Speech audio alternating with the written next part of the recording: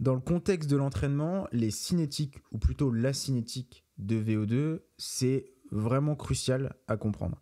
Et comme ça, à première vue, ça fait vraiment le truc super complexe. Mais en réalité, si tu es un sportif, etc., et puis que tu regardes de temps en temps un peu la fréquence cardiaque ou les différents paramètres, tu as déjà fait l'expérience de ça, c'est obligé. Mais ça a vraiment une importance cruciale, même dans la détermination, par exemple, des zones d'entraînement. Et il faut vraiment comprendre ce que c'est. Je vais essayer de faciliter globalement et te dire les limitations par rapport à cette cinétique de VO2 et un petit peu les principaux facteurs à prendre en compte. Déjà, c'est quoi la cinétique de VO2 ?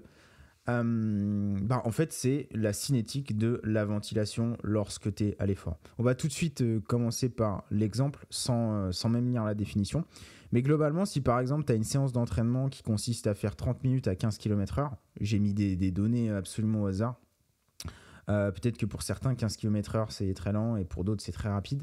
Peu importe, on va imaginer que c'est globalement quelque chose à une intensité qui est modérée, moyenne plutôt. Ce qu'on attend, c'est globalement de courir, d'avoir une élévation de la ventilation ou même de tous les paramètres, que ce soit la ventilation, la fréquence cardiaque, etc., même la thermogénèse, etc. On va avoir une cinétique, une augmentation progressive jusqu'à atteindre un plateau globalement. C'est le VO2 attendu, donc c'est la ventilation attendue par rapport à l'effort qui est de courir à 15 km/h. Et après, on imagine que ça va rester comme ça pendant les 30 minutes. Donc ça, c'est globalement ce qu'on espère tous, à toutes les intensités. Mais le problème, c'est que ça se passe pas vraiment comme ça, et je pense que tu le sais déjà. Mais ce qui se passe, c'est que progressivement, tu vas commencer, donc tu vas avoir la même chose, une élévation progressive de tous les paramètres, la ventilation, la fréquence cardiaque, etc. Sauf qu'au bout des 30 minutes, au cours des 30 minutes, tu vas avoir potentiellement, et c'est pas tout le temps le cas, une élévation progressive de ta ventilation. Donc ça veut dire qu'il y a une différence entre le VO2 qui est attendu et le VO2 réel que tu as à la fin de ton intervalle. Donc il y a bien une dérive entre le début de l'entraînement et la fin de l'entraînement, et cette dérive, c'est ce qu'on appelle la composante lente de VO2. Donc là, c'est très très schématique, il y a différentes phases dans la composante lente, mais globalement, on s'en fout, ça apporte pas grand-chose. Ce qu'il faut savoir, c'est qu'il y a quand même une différence entre le VO2 attendu et le VO2 réel. Donc, lorsque l'intensité est maintenue assez longtemps, on observe une dérive des paramètres ventilatoires, cardiovasculaires. Donc, souvent, c'est ce qu'on appelle la composante lente de VO2, et même perceptif. Donc là, je change un peu de domaine. Mais globalement, si tu fais, ça c'est débile, mais si tu fais 2 minutes au seuil, par exemple, c'est pas la même chose que tu fais 1 heure au seuil.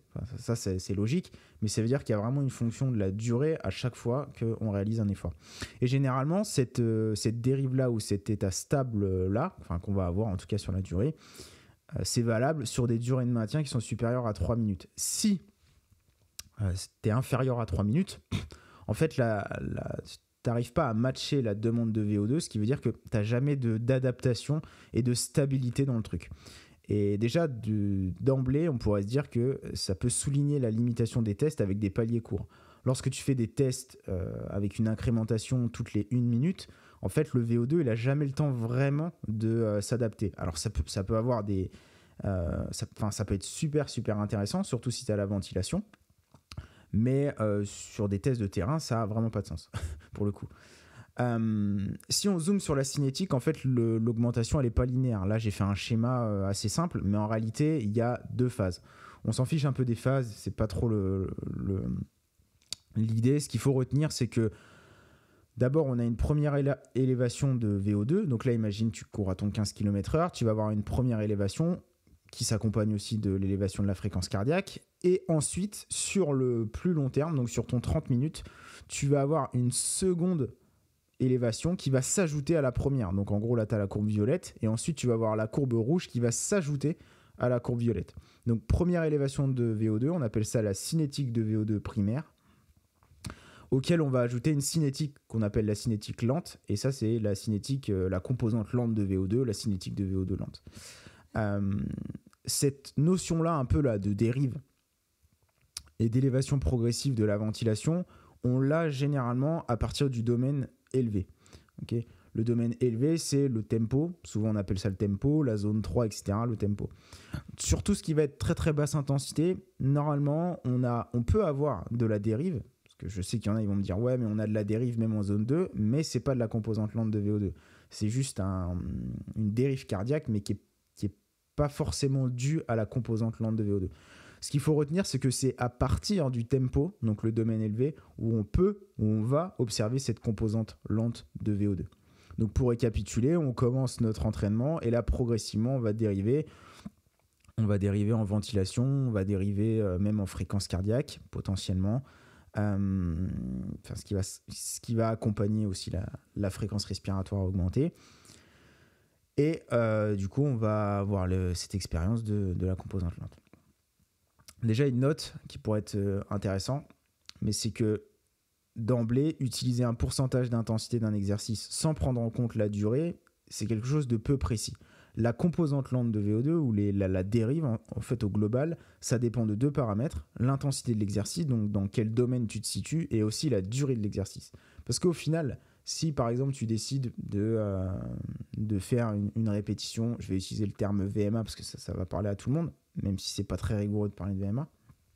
Mais si tu fais de la VMA pendant 15 secondes et que tu laisses derrière 3 minutes de récupération, par exemple, tu vas pas avoir de cinétique parce que c'est tellement lent, la durée est tellement courte qu'en fait, il n'y a pas trop d'adaptation possible. Tu vois. Par contre, si tu fais 2 minutes, 3 minutes, 4 minutes, etc., là, tu vas vraiment avoir une cinétique lente de VO2 parce que la durée est importante. Donc, c'est toujours une relation entre la durée de l'exercice et l'intensité de l'exercice. Mais on pourrait se poser une question, c'est par exemple 5 minutes d'effort, par exemple à 110% de la vitesse ou de la puissance critique, est-ce que c'est équivalent à 10 minutes à 105% de la vitesse critique si on prend les dernières minutes en termes de ventilation, en termes de VO2. Donc là, encore une fois, on pourrait se dire, est-ce qu'on pourrait avoir des stimulations similaires en variant l'intensité de l'exercice et la durée de l'exercice pour au final avoir globalement la même cinétique lente ou la composante lente de VO2. Ça, c'est des questions qui sont ultra intéressantes et après, c'est forcément aussi en fonction de la spécificité de l'effort. Si tu fais des efforts qui sont très très longs, probablement que le retour sur investissement sera mieux sur du 10 minutes à 105%. Et si tu fais des efforts plus courts, probablement que ce soit l'autre pour une même stimulation. Donc voilà, il y a cette notion-là de cinétique lente, je pense que là déjà ça te parle parce que on a forcément tous eu ça. Mais donc cette cinétique, elle est différente en fonction des domaines d'intensité. Donc ici, j'ai représenté en gros à gauche une échelle d'intensité en fonction de la puissance et de la vitesse critique. Et ici, c'est la durée. Donc là, j'ai mis les différents domaines d'intensité. Donc là, en dessous de 30 minutes à 2 heures, on est sur de la basse intensité, zone 1, zone 2, sur un modèle à 5 zones. Ensuite, on a le domaine élevé. Donc là, on parle du tempo en gros. Et après, au-dessus de la puissance critique, on a le domaine sévère et après le domaine extrême, mais ça, on s'en fiche aujourd'hui. Donc, en fonction de ces différents domaines d'intensité, on va avoir des cinétiques de composantes lentes et tu vas voir que c'est important, différentes. Sur de la basse intensité, est-ce qu'on a une composante lente ? En réalité, on n'a pas de composante lente dans le domaine modéré. Ou en tout cas, il faut être très très haut dans le domaine modéré pour commencer à en avoir une, mais globalement, on va partir du principe qu'il n'y a pas de composante lente de VO2, ce qui veut dire que tu vas lancer ton exercice, tu vas avoir une élévation et ensuite tu vas stabiliser la ventilation, la fréquence cardiaque, etc. Et ça peut dériver un chouïa, mais honnêtement, c'est pas significatif. Par contre, si tu vas dans le domaine élevé, c'est là où vraiment ça change et là, tu vas avoir une composante lente de VO2. Donc, on reprend le schéma. On a une demande qui est spécifique, par exemple 15 km/h, tu vas augmenter la ventilation et ensuite tu vas avoir une dérive progressive si l'exercice est assez long. Donc là, tu vas vraiment avoir ta composante lente de VO2 qui va rentrer en jeu. Ensuite, et c'est là où c'est intéressant, c'est que lorsqu'on dépasse la vitesse et la puissance critique, j'espère que tu as vu les autres vidéos sur la vitesse et la puissance critique, mais ça délimite le début du domaine sévère. Et le début du domaine sévère, c'est l'intensité minimum pour stimuler VO2 max. Ça veut dire qu'à partir de notre composante lente de VO2, si on est assez patient sur l'intervalle dans le début du domaine sévère, on peut atteindre VO2 max. Donc là, on reprend, il y a une demande spécifique, imaginons, voilà, on est à 105% par exemple de la puissance critique, on augmente, et là, si on est assez patient, ça va augmenter, jusqu'à atteindre VO2 max qui est ici. Ici, je t'ai mis 10 minutes. Bon, ça peut être différent, mais globalement, il me semble que c'est autour de 10 minutes qu'on peut atteindre VO2 max. Et c'est d'ailleurs pour ça que généralement, si tu fais un test de temps de maintien à la puissance critique, généralement, tu vas arriver à l'échec. Ça dépend des athlètes, des athlètes, mais tu peux arriver à l'échec à 20 minutes, par exemple. Et en fait, le pourquoi 20 minutes? Parce que généralement, au bout de 12-13 minutes, tu atteins VO2 max. Et tu es proche de VO2 max. Et après, tu vas avoir ton temps de maintien globalement à VO2 max. Et après, ça va être l'échec parce que tu auras vidé toute ta réserve anaérobie et tu n'auras plus rien dans le caisson, quoi. Donc là, la première façon, par exemple, de stimuler VO2 max, ça va être de se situer au-dessus de la vitesse et de la puissance critique et de faire des efforts qui sont longs autour de, on va dire, entre 5 et 10 minutes. Et ça, c'est l'intensité minimum pour stimuler VO2 max et tu verras que ça aura de l'importance. Si on augmente encore d'intensité, si par exemple on se met autour de 115%, 120% de la puissance critique, et la composante lente de VO2, comment elle fonctionne? Là, tu vas avoir une demande très intense, donc ça va monter quand même assez rapidement. Et après, tu vas avoir une composante lente, mais globalement, ça va être plus réduit dans le temps parce que l'intensité est telle qu'il faut vite matcher la demande de VO2. Et globalement, VO2 max, tu vas l'atteindre, mais tu vas l'atteindre beaucoup plus rapidement. Tu l'atteins généralement en, on va dire, 5 minutes. C'est pour ça d'ailleurs que le CP 5 minutes, il est quand même bien associé à ce qu'on appelle la PMA, entre guillemets. Et du coup, tu vas atteindre l'échec globalement assez rapidement sur ce genre d'intensité-là. Donc, ce qu'il faut bien comprendre ici, c'est qu'à partir du domaine élevé, donc à partir du tempo, on a une composante lente de VO2 qui va faire son apparition. Mais si tu souhaites stimuler VO2 max ou atteindre VO2 max, il faut à minima se situer au-dessus de la puissance critique. Sinon, tu n'atteindras pas VO2 max. Donc, dans les deux cas, on a une composante lente de VO2, mais dans le cas du domaine élevé, on va l'avoir, mais sans atteinte de VO2 max. Ça, c'est hyper intéressant. Aussi, on a une autre question qu'on pourrait avoir, c'est que on a la puissance minimale pour stimuler VO2 max, qui est la puissance ou la vitesse critique, mais on pourrait se poser la question,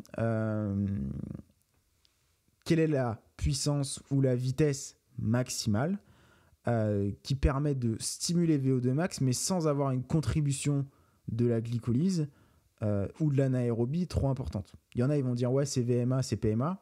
En réalité, c'est pas VMA et c'est pas PMA. PMA, on ne sait pas trop où ça se trouve. Mais c'est une question qui est un peu étudiée. Aujourd'hui, on ne va pas en parler, mais globalement, en tout cas, si tu autour de 120-125% de la vitesse et de la puissance critique, tu pourras continuer à stimuler PMA, et au-dessus, à mon avis, tu vas contraindre le temps passé à VO2 max, et c'est pas le bon truc. Donc voilà pour la composante lente de VO2, et tu verras que ça va avoir des implications sur les zones d'entraînement. Les hypothèses sur cette composante lente. Pourquoi en fait on observe une dérive? Alors, pourquoi on observe une dérive? Déjà, ça va dépendre de quel domaine d'intensité on parle. Parce que si on parle par exemple, du domaine élevé, là où on a tapé un VO2 max, ça va être des hypothèses qui sont un tout petit peu différentes du domaine sévère. Domaine élevé, globalement, première hypothèse, c'est un changement dans l'utilisation des substrats énergétiques, et bizarrement, on pourrait penser l'inverse, mais c'est un passage sur une contribution aérobie, et ça prend du temps, et du coup, c'est l'une des premières hypothèses. Deuxième hypothèse qui est assez bien connue, c'est le recrutement des fibres de type 2, qui sont théoriquement un peu moins efficaces, et du coup, baisse d'efficacité, le coût global augmente, et du coup on a une augmentation de la ventilation, une baisse du pH, une déplétion glycogénique aussi, et globalement il apparaît que la fatigue ne soit pas vraiment liée à ça dans la littérature. Dans le domaine sévère, c'est un peu différent. La première chose, c'est qu'il y a une diminution quand même de l'efficacité. J'ai mis un point d'interrogation parce qu'il y a plein de papiers qui disent des trucs différents, mais globalement ça ressort quand même qu'il y a une vraie diminution de l'efficacité, et il y a un coût de la ventilation qui augmente. Et ça, c'est logique en fait. Et pourquoi il y a un coût de la ventilation qui augmente? On sait très bien que si on est dans le domaine sévère, donc au-dessus de la puissance et de la vitesse critique, on va s'approcher à un moment donné de VO2 max. On va s'approcher donc concrètement de notre ventilation maximale qu'on est capable de produire. Parce que VO2, encore une fois, c'est un débit, mais ça reste aussi une ventilation. Donc ça paraît logique qu'on ait une augmentation du coût de la ventilation. C'est cool quand la littérature va dans ce côté-là. Ça nous met pas dans un labyrinthe, tu vois, on comprend tout de suite, coût de la ventilation. Et encore, recrutement des fibres de type 2, parce que à l'effort, avec une fatigue qui s'accumule, on va recruter plus les fibres rapides pour justement continuer dans l'effort. Donc c'est ça les principales hypothèses. Une petite note, qu'est-ce qu'on cherche à accomplir en fait avec les composantes lentes et pourquoi c'est important et qu'est-ce qu'on doit faire. Déjà, ça dépend de l'intensité dont on parle. Parce que si on parle du domaine élevé, on ne cherche pas à accomplir la même chose que si c'est dans le domaine sévère. Enfin, globalement, on pourrait s'attendre à la même chose, mais ce n'est pas exactement la même chose. Par exemple, on sait que dans le domaine sévère, par définition, si tu es au-dessus de la puissance ou de la vitesse critique, tu vas atteindre VO2 max. Donc, c'est quasi certain que tu vas atteindre. C'est une question de temps, en fait, avant que tu atteignes VO2 max. Par contre, dans le domaine élevé, l'idée, c'est plutôt d'augmenter la capacité et de diminuer l'amplitude au maximum. Donc, c'est des objectifs qui sont un peu différents. Mais par exemple, si tu fais du marathon ou de la longue distance, donc si tu es dans le domaine élevé, tu n'es pas dans le domaine sévère, et encore heureux, tu veux une amplitude de la composante lente, donc une augmentation, on va dire, qui est très très réduite. Tu veux une amplitude de la composante lente, on appelle ça la plus réduite possible et la plus repoussée dans le temps. En fait, tu veux pas que ton coût de la ventilation augmente, tu veux pas de recrutement des fibres de type 2, tu veux repousser ça le plus loin possible. Et donc, c'est ça, en fait, qu'on cherche à faire. Et ça, après, parce que je sais qu'on va me demander dans les commentaires, qu'est-ce qui permet d'améliorer ou diminuer l'amplitude de la composante lente, etc. En vrai, il y a plein de protocoles qui fonctionnent et ce qui fait qu'au final, on ne sait pas vraiment ce qui fonctionne. Et ça, c'est toujours un peu chiant avec la littérature. Après, d'un point de vue empirique, on peut sortir 2-3 trucs, mais globalement, il y a plein de méthodologies qui semblent fonctionner.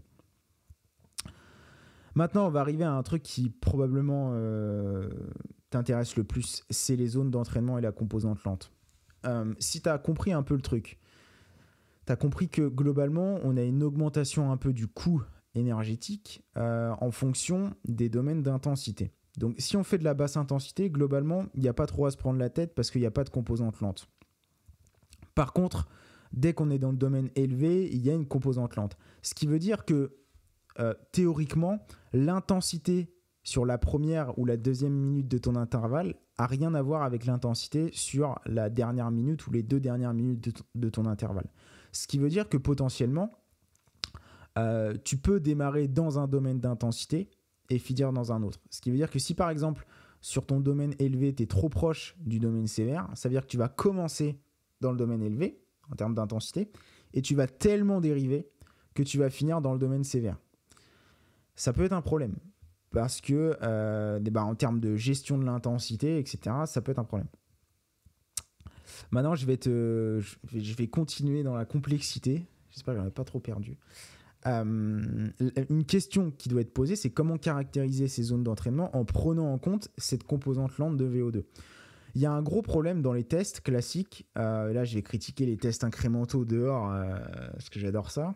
Mais si on prend par exemple des tests avec des paliers de 1 minute, le test par exemple classique de VMA, donc c'est simple, hein, c'est toutes les minutes on va augmenter par exemple d'1 km/h jusqu'à l'échec. Ce qui veut dire qu'on va augmenter la demande de manière assez rapide. Toutes les minutes on augmente la demande. Concrètement, ça veut dire que d'un point de vue même ventilatoire, le corps il n'a pas le temps de s'adapter. La demande elle est en évolution constante, ce qui veut dire qu'on est constamment en train de rattraper un peu la dette du palier précédent, etc., etc. Ça veut dire qu'on a une composante lente, mais elle est ultra masquée. Et ça, c'est un problème. C'est un problème pourquoi ? Parce que si le VO2 il n'a pas le temps de se stabiliser, tu es en train de surestimer un peu tous les domaines d'intensité. Ce qui paraît logique. Pourquoi ? Si on revient sur le départ du truc, c'est qu'on sait que généralement, on observe cette composante lente-là avec des durées de maintien qui sont supérieures à 3 minutes. Donc tous les tests qui sont sur des paliers extrêmement courts, ça peut être très limitant. Alors, je dis que c'est limitant sur des tests qui sont des tests de terrain, donc sans ventilation, mais par contre des tests comme ça, si tu mets de l'échange ventilatoire et que tu arrives à caractériser la ventilation, ça peut être ultra intéressant. Et c'est même d'ailleurs les tests quasiment les plus intéressants que tu puisses faire, parce que tu vas avoir plein de paramètres différents, le RCP, etc. Et puis après, tu peux ajuster la courbe. Mais globalement, si tu le fais dehors, tu vas probablement te gourer, parce que tu vas surestimer la plupart de tes zones. Et ça, je pense qu'il y a beaucoup de personnes qui peuvent en témoigner. C'est que quand tu fais un test VMA et que derrière, tu regardes les prédictions sur n'importe quelle vitesse ou les seuils, etc., mais tu finis toujours en croix sur les entraînements. Donc, c'est bien qu'il y a un problème sur la surestimation des zones. À l'inverse, en recherche, par exemple, ils font ce qu'on appelle des ramp tests, des step tests. Je ne sais pas pourquoi j'ai mis ramp. C'est-à-dire qu'ils vont augmenter la durée du palier. Vu qu'il y a une stabilité métabolique à partir de 3 minutes de temps de maintien et qu'il y a une composante lente qui commence à arriver à 3 minutes de palier, ils se sont dit on va faire 3 minutes, potentiellement un repos, 3 minutes, potentiellement un repos, 3 minutes, etc. etc. Comme ça, on aura un VO2 qui sera représentatif de cette évolution. Okay. Jusque-là, normalement, ça devrait le faire. Si par exemple on se dit tiens, on va superposer les courbes, hop, donc là on superpose les courbes, je vais essayer de pas faire un truc trop horrible, je superpose les courbes. En fait, ce qu'on observe, c'est que y a un décalage entre le VO2 observé sur un test avec des paliers de 3 minutes et le ramp test classique avec des paliers de 1 minute. Ça veut dire que la réalité et la différence entre les deux, c'est l'erreur que tu as sur la surestimation de tes zones. J'espère que c'est plus ou moins clair. Et en recherche d'ailleurs, ils cherchent souvent des méthodes. Ils se disent non mais attends, mais le ramp test en fait ça surestime toutes les zones d'entraînement. Enfin, ils se disent pas ça. Ils disent juste que la demande métabolique est jamais matchée directement, donc il faut ajuster le ramp test pour avoir des zones ou en tout cas des états stables qui sont représentatifs. Et ça, il y a des méthodologies qui permettent de faire ça. Toi, ce que tu dois retenir, c'est que le ramp test, le problème du ramp test, c'est que c'est tellement rapide que tu peux pas forcément adapter la demande ventilatoire directement. Ça veut dire que tu surestimes un peu les zones. Concrètement, ça veut dire que il faut prendre avec des pincettes les tests comme ça. Moi, je suis pas fan et je l'ai dit plein de fois, j'utilise plutôt la puissance et la vitesse critique, qui a l'avantage au moins de vraiment délimiter les deux domaines d'intensité et ça reste plus précis. Donc voilà, en termes de recherche, globalement, c'est ce qu'ils font. Donc si on reprend l'exemple que j'avais pris avant, par exemple ici, le ramp test, on a dit que ça surestime tes zones et ça sous-estime plutôt la demande de VO2. C'est ça qu'il faut retenir. Donc là, c'est ce qu'on a en gris, un petit peu gris... en gris clair. Donc là, par exemple, on va avoir une augmentation, etc. Ici, c'est le ramp en incrémental et après, ici, c'est le constant intensity, donc en gros c'est le step test. Et après ils ont regardé ce que ça faisait avec un step test. Donc forcément le step test, vu que les paliers sont plus longs, forcément la demande de VO2 sera plus importante parce qu'en fait tu vas ajouter ta composante lente sur chaque palier, donc la demande ventilatoire sera plus élevée sur chaque palier, donc la demande globale sera plus élevée sur chaque palier. Donc ça veut dire que si tu prends par exemple ton VO2 associé à par exemple même ton premier seuil pour le coup, tu vas décaler et la demande de VO2 sera plus importante et l'intensité sera plus importante. Donc en gros, dans l'idée, il faudrait faire les deux et ensuite prendre la première courbe de rampe et de la décaler pour que ce soit similaire en termes d'orientation plutôt de la courbe par rapport aux états stables. Ce qui veut dire que si on décale la courbe grise, on va arriver à cette ventilation-là et forcément, l'intensité va diminuer en termes de vitesse, en termes de puissance, etc. Ce qui, pour le coup, est quand même plus intéressant parce que tu auras des vitesses et des puissances qui seront représentatives et prendront en compte la composante lente et le fait de faire des efforts qui soient assez longs. Donc ça, il y a plein de méthodes qui permettent d'ajuster un peu les deux, mais dans tous les cas, toi, ce que tu dois retenir, c'est que ça sous-estime la demande métabolique et ça surestime tes zones d'entraînement. Donc, encore une fois, moi je le dis tout le temps, mais faire des tests incrémentaux de VMA pour déterminer ces zones, c'est nul. Enfin, il n'y a pas d'autre mot. On pourrait nuancer un peu, à part si tu as de la ventilation à l'intérieur ou des mesures même de lactate. Tu peux pas tirer quelque chose d'intéressant à partir de ces tests-là. Donc voilà ça. Concrètement, qu'est-ce qu'il faut faire? Déjà, la première chose, c'est que si jamais tu fais que des tests VMA, il faut sous-estimer tes zones. C'est tout ce qu'il faut faire.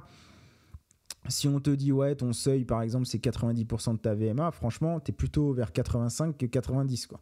Et il faut faire ça pour toutes les zones. C'est extrêmement peu précis, mais globalement, ça peut faire le taf, quoi. Après, il y a d'autres manières. Pour moi, le passage obligatoire pour tout le monde, c'est de faire un test de puissance et de vitesse critique pour le début du domaine sévère. En fait, l'avantage de la vitesse et de la puissance critique, c'est qu'on sait que c'est quand même super bien relié à ce qu'on pourrait avoir avec de la ventilation. Donc, en fait, pourquoi se faire chier? Et autant utiliser ce test-là pour déterminer la puissance associée à ton RCP, donc à la mesure de la ventilation du seuil 2. Après, on pourrait être un peu plus subtil, et là, je vais partir dans des trucs, c'est pas du tout rigoureux, ça n'a pas du tout été étudié en recherche ni rien, mais ça peut t'aider en fait pour avoir aussi l'indicateur de fréquence cardiaque. Imaginons que tu fais un test de vitesse et de puissance critique en vélo et que tu tombes à 290 watts de puissance critique. Et attention, parce que je vais faire une supposition, c'est que la fréquence cardiaque représente l'évolution de la composante lente, ce qui n'est pas toujours le cas. Donc, ok, tu fais ton test de vitesse et de puissance critique, jour 1, 290 watts de puissance critique. Très bien.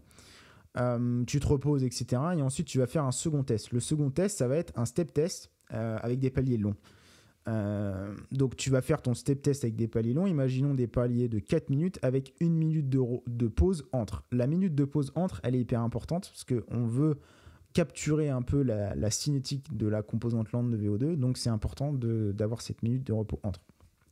Et là, le seul truc que tu veux, l'idéal, ce serait d'avoir la ventilation, le lactate et voilà, faire le truc propre. Mais il n'y a pas ça, donc on va utiliser la fréquence cardiaque. Encore une fois, je fais la supposition que la fréquence cardiaque représente bien l'évolution de la composante lente. Il y a aussi pas mal de fréquences cardiaques là, qui permettent d'avoir la respiration, et ça peut être intéressant d'avoir la fréquence respiratoire en parallèle de ça. Et globalement, après, l'idée, ça va être de faire un step test. Donc, en gros, tu pourrais démarrer à, je sais pas, souvent j'aime bien démarrer 290, en gros 300, 150 watts par exemple. 150 watts, tu divises par 2. Et ensuite, tu vas faire 4 minutes à 150 watts. Et après, tu vas rajouter par exemple 30 watts. Donc, 180 watts, 210 watts, 240 watts, etc., etc.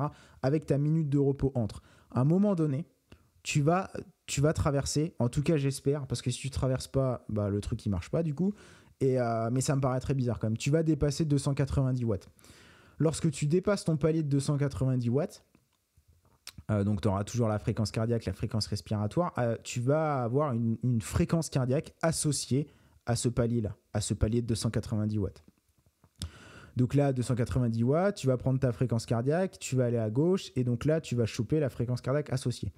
Quelle fréquence cardiaque associée il faut prendre? Le problème, c'est que vu qu'on prend 1 minute de repos entre chaque palier, donc la fréquence cardiaque va redescendre, et une fois que tu commences, bah, il faut le temps qui est la composante primaire, ensuite la composante secondaire, et que tu commences à dériver.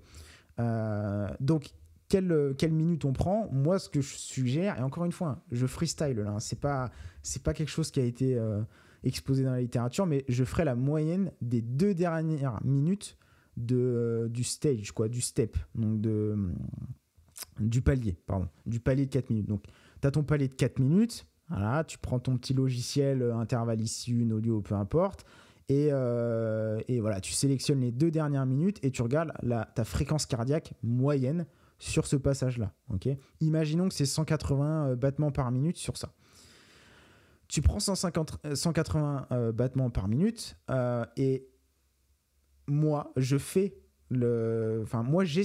que cette fréquence cardiaque-là, c'est l'intensité maximale de ton domaine élevé. Donc pour moi, en fait, c'est la fin de ton domaine élevé, ça. On pourrait critiquer et tout, encore une fois, c'est pas du tout, c'est quelque chose plutôt d'empirique, je suis en train de te dire, c'est pas quelque chose de réel et qui a été étudié dans la littérature, mais je pense que cette fréquence cardiaque-là, en tout cas la moyenne des 2 dernières minutes de ton step qui correspond à ta puissance critique, c'est l'intensité maximale du domaine élevé.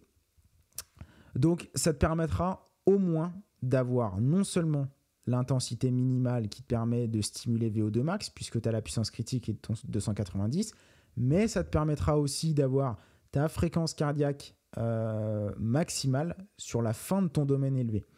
Donc après, on pourrait se dire, ok, mais c'est cool, mais par exemple, si je veux mon premier seuil. Le premier seuil, franchement, j'ai pas trouvé de méthode. Il y a 2-3 trucs, mais honnêtement, je pense que jusqu'au domaine élevé, on peut plus ou moins voir un peu le truc à partir de cette méthodologie-là, mais le premier seuil, en fait, c'est pas possible le premier seuil. Il faut vraiment des mesures ventilatoires ou de lactate pour déterminer ce premier seuil. Donc voilà, donc je récapitule vite fait, mais tu fais un test de vitesse et de puissance critique. Tu te prends pas la tête, tu fais ton test, tu fais ton 5 et 12 minutes, 290 watts. Ok, très bien. Quelques jours plus tard, tu fais des paliers de 4 minutes avec 1 minute de pause. Souvent, ce qui marche bien, c'est de prendre ça divisé par 2 et ton premier step, tu le fais sur la valeur divisée par 2. Et après, tu rajoutes 30 watts, 30 watts, 30 watts. Il y en a qui vont me dire, oui, mais le 290, je ne l'ai pas pile poil en palier. Tu te débrouilles. Tu te débrouilles ou alors tu t'extrapoles, enfin, tu fais ton truc. Ou alors, tu fais en sorte que ça tombe sur 290. Ensuite, tu prends la fréquence de ce palier-là et tu prends les 2 dernières minutes et tu les moyennes. Et pour moi, cette fréquence cardiaque-là, c'est la fréquence cardiaque qu'on devrait éviter de dépasser si tu travaillais par exemple au tempo, donc dans le domaine élevé. Si dans le tempo tu commences à aller chercher des FC max, franchement c'est pas du domaine élevé là, t'es beaucoup trop haut. Tu vois.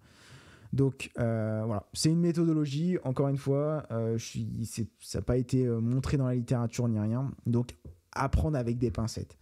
Évidemment, le mieux c'est d'utiliser la ventilation ou le lactate, et après, une seconde chose aussi, mais d'un point de vue par exemple purement testing, pour cette méthodologie-là, tu pourrais utiliser des steps qui sont spécifiques à la pratique de l'athlète. Si par exemple tu fais des épreuves qui sont assez courtes, 3 minutes je trouve c'est bien pour avoir au moins ton état stable minimum, mais si tu fais des épreuves qui sont assez longues, potentiellement il faudrait faire plus, tu vois, 8 minutes, 10 minutes. Après le problème de faire 10 minutes, c'est que potentiellement tu vas jamais aller à ta puissance critique de base, parce que 10 minutes à la puissance critique, tu finis en croix, quoi. Donc encore une fois, c'est un compromis à avoir, mais dans tous les cas en fait il faut se dire que si tu veux avoir une bonne représentation de ta composante lente qui est spécifique globalement à ton épreuve, tu dois faire des step tests qui sont spécifiques. Tu vois, faut faire 10 minutes de step test si tu fais par exemple du format 70.3 ou Ironman, etc. Ou si tu fais du marathon, etc. Si tu fais des petits step tests, tu auras une représentation qui n'est peut-être pas ultra spécifique. Donc voilà, donc vraiment la notion de composante lente et de cinétique de VO2, c'est quelque chose qui est hyper important dans un contexte d'entraînement, mais aussi de performance, et aussi de comprendre un peu les intensités minimales pour stimuler X, qu'est-ce qui se passe dans le domaine élevé, et voir en fait que tout n'est pas fixe, et que, encore une fois, ça va dépendre de 2 choses, l'intensité, donc dans quel domaine tu te situes, et aussi la durée, c'est-à-dire combien de temps le machin ça dure, quoi. Donc voilà, j'espère que tu as aimé. Je sais que c'est complexe, j'ai essayé de faire le mieux possible, mais ça reste des trucs qui sont assez complexes. Et puis voilà, si tu as des questions, n'hésite pas à mettre les commentaires. Souvent, je réponds aux commentaires. Vous faites toujours des bons commentaires. Donc voilà, et n'hésite pas à dire les prochaines vidéos que tu voudrais. Je lis et je note. Je les fais pas forcément, mais je lis et je les note. Donc n'hésite pas, et sinon, je te dis à très bientôt.